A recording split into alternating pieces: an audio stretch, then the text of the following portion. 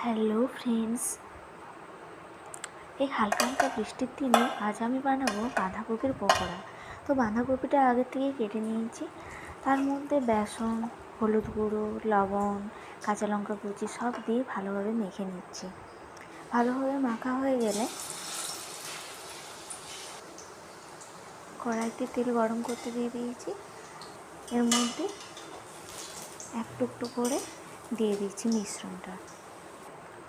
এই যে কপি পকোড়াগুলো হয়ে গেছে বানানো,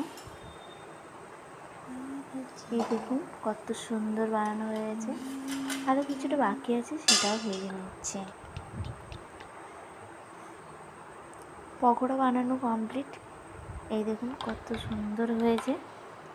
এরপর গরম গরম পকোড়ার সাথে একটু চা না হলে কি চলে, চাটাও বানিয়ে নিচ্ছি। এই যে চাটা বানিয়ে নিয়েছি। এই দেখুন আমার বাঁধাকপির পকোড়া আর চা রেডি। চলে আসুন খেতে হলে।